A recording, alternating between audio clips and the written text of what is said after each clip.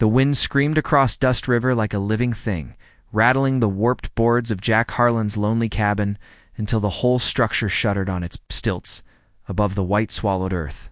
Snow flung itself sideways, sharp as knives. Somewhere out in that darkness, a wolf howled, long and hollow. Jack didn't hear it at first.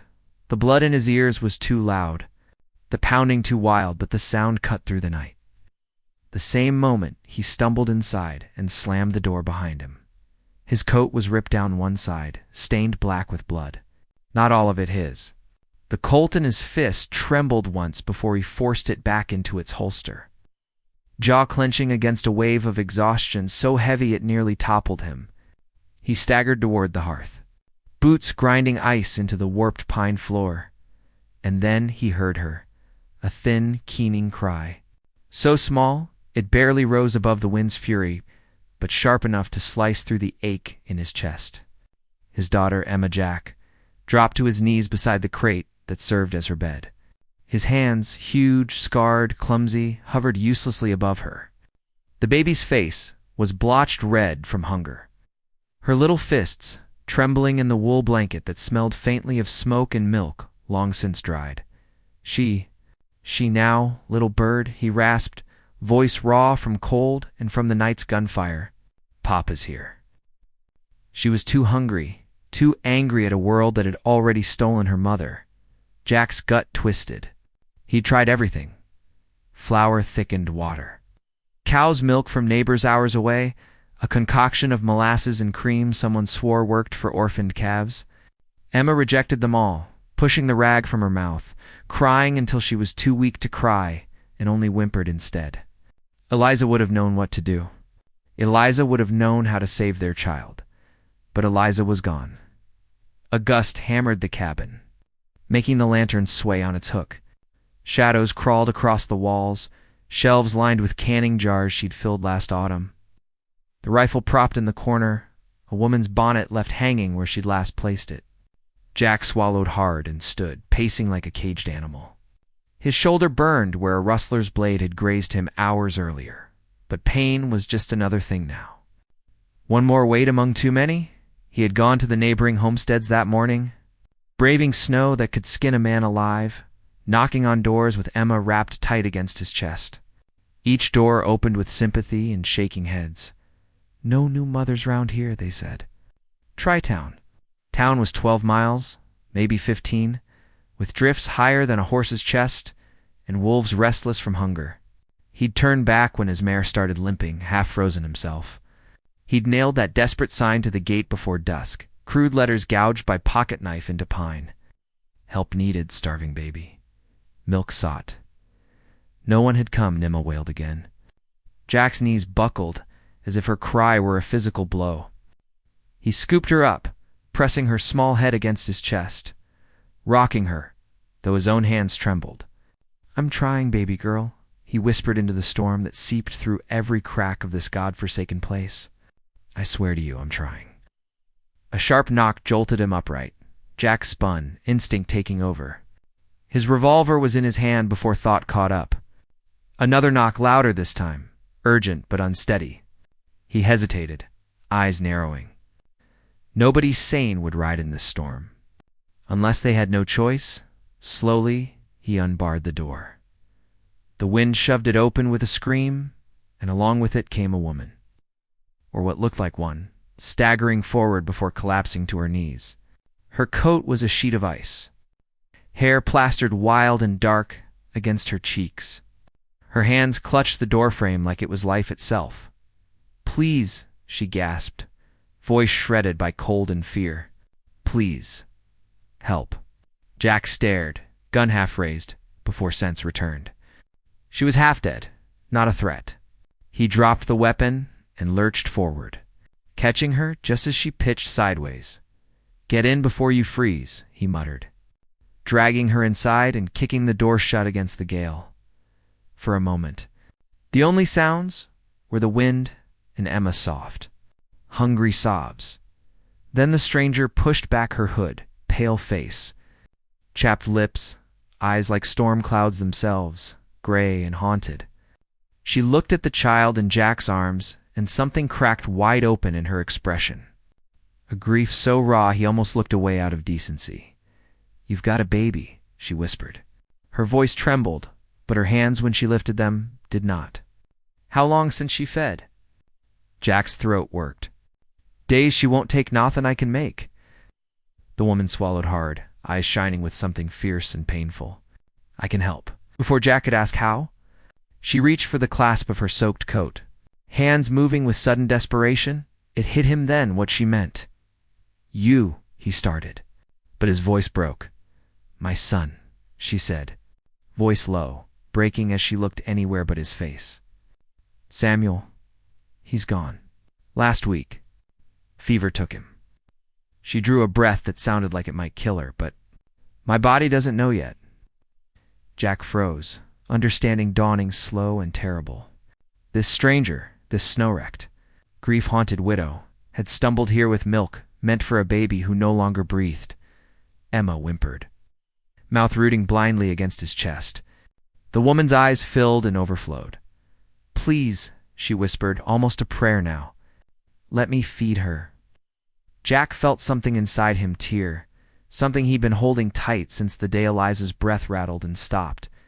He stepped forward, almost numb, and placed Emma, tiny, furious. Starving into the stranger's waiting arms, the woman cradled her with the ease of someone who had done this 100 times in the dark. She unbuttoned with shaking fingers, and soon there was only the small, wet sound of a desperate child finally feeding. Emma's cries faded into soft gulps. Into silence, the woman closed her eyes and began to weep, not loud but steady. Tears slipping unchecked down her cheeks and into Emma's pale fuzz of hair. Jack stood helpless, hat twisting in his hands, throat too tight to speak. He'd faced down rustlers, wolves, death itself. But this was mercy and grief colliding in his kitchen, and he had no defense for it. When Emma at last drifted into exhausted sleep, the stranger pulled her close and whispered something, maybe a name, maybe a prayer. She looked up at Jack with eyes gone red and raw. "She'll live now," she said softly. Jack swallowed. "You saved her life." What? The woman's mouth trembled. "Maybe she saved mine." Silence fell, broken only by the storm's fury outside and the pop of the hearth. Jack found himself moving, quiet and deliberate, adding wood to the fire, pulling down a quilt, setting it over her shoulders. He didn't ask questions, not yet. The wild in her eyes warned him she might bolt if pressed. "What's your name?" he asked finally, voice rough. "Sarah," she said after a pause. "Sarah Whitaker." He nodded once. "Jack Harlan." Sarah glanced at the bloody tear in his coat, the half-bandaged shoulder. "You're hurt, it'll keep." Her gaze softened, a flicker, brief as the lantern flame, then vanished behind some wall of sorrow. She focused on Emma again, rocking the baby with instinctive grace. Jack stood there, struck dumb by the sight.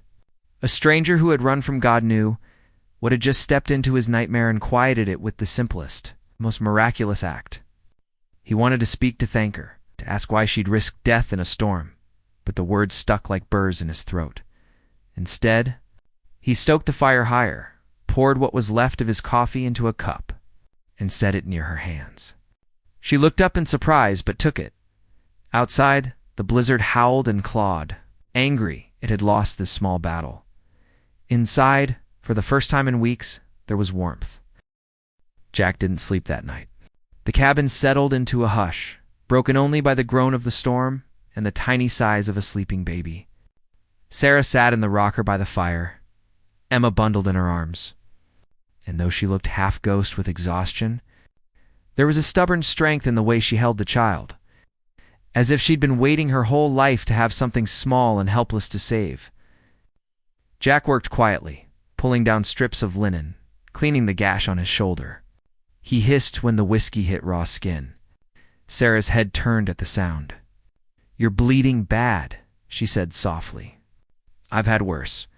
She studied him for a heartbeat, then rose. Her movement startled him. She came close, careful not to wake Emma. "Let me," he hesitated. He didn't let strangers this near, Didn't let anyone. But the night had already torn down every wall he'd built. He gave a small nod. Sarah set Emma in the cradle and knelt beside him, pulling the lantern closer. Her hands were cool and sure, fingers brushing his collar as she peeled back cloth. Jack bit back a shiver that had nothing to do with the cold. "This was a blade," she murmured. "Rustlers." Her breath hitched. "You fought them alone?" "They were after the horses."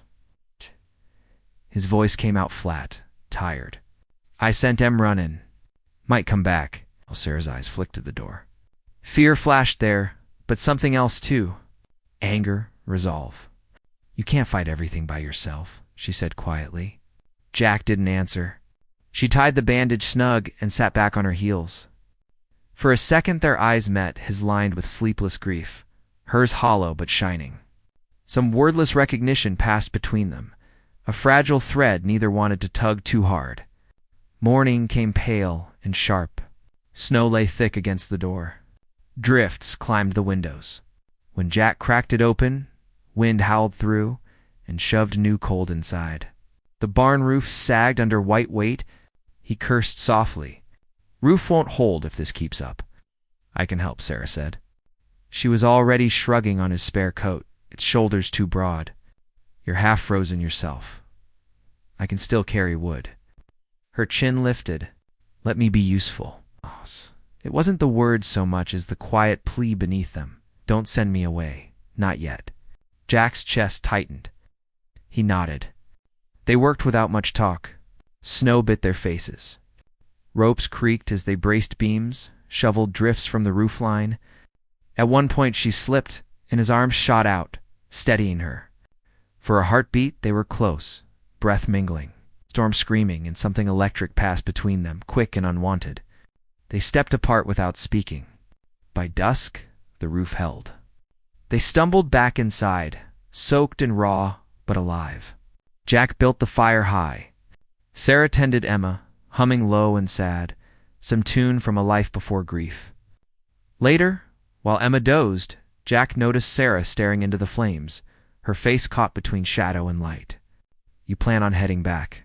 "Wherever you came from," he asked. Her eyes didn't leave the fire. "Nowhere to go." Ow. Jack studied her. "Husband. Dead." Her voice didn't tremble. "Bandits. 2 winters ago. Then Samuel." She stopped, breathed once. No one waiting. The honesty hit him like a blow. He swallowed hard. "Stay a while then. Till you find your feet." Her gaze flicked to him, searching. "And the town?" "Town can talk all at once." Something rough moved through his voice, an echo of the man who'd faced rustlers with nothing but steel and rage. "They don't feed my girl." For the first time, a faint smile ghosted Sarah's lips, quick, almost shy, but real.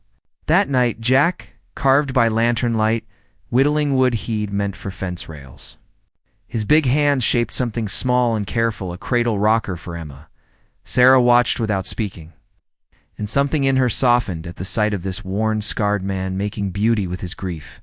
But peace never held long in Dust River. 3 days later, tracks appeared across the fresh snow. Too many horses for comfort. Rustlers scouting, maybe the same ones Jack fought. He spotted them from the ridge while hauling firewood. His gut went cold. He came back fast, breath harsh. "We might have trouble." Sarah paled but didn't panic. Instead, she set Emma deeper in blankets and grabbed the rifle leaning by the hearth. Her movements were calm, practiced. Jack blinked. "You know how to use that?" "My PA taught me."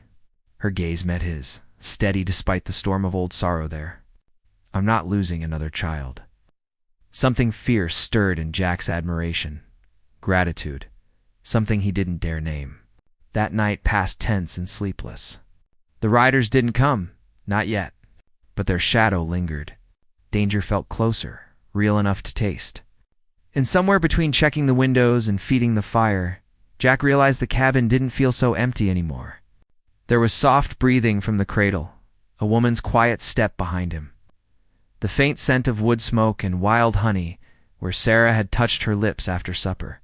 He shouldn't notice. Shouldn't feel the spark when their hands brushed passing tools. Shouldn't catch himself watching the way she tucked a loose strand of hair behind her ear. But grief and hunger were close cousins, and Jack had been starving for more than just help. Sarah, for her part, felt it too, and feared it. Each time her eyes met his, she looked away first, heart stuttering, guilt sharp. She'd lost one man, one baby. She didn't dare believe she could belong anywhere again. But Jack's quiet strength pulled at her, unexpected as the storm that had thrown her onto his doorstep. When Emma stirred and whimpered in the night, Sarah rose before Jack could, gathering the child to her breast with a tenderness that made him ache. He watched from the shadows, something loosening inside him for the first time in months. Morning broke, cold and bright. The storm had passed, but the danger hadn't. Jack saddled his mare, eyes scanning the horizon. "Going to check the ridge," he said. "I'll keep the fire." Her voice was soft, but there was steel under it. He paused at the door, looked back once. Snowlight caught her hair, turned her into something fragile and fierce all at once. "Sarah," he said roughly. She looked up. "Thank you for saving Emma." Her throat bobbed. "You saved me first." Then he was gone into the pale sweep of the plains, leaving her with the fire, the baby, and a heart she hadn't expected to start beating again. Outside, somewhere beyond the quiet white, men might be coming back for blood and horses. But inside that small cabin on the edge of Dust River, life, and maybe love, had taken its first fragile hold.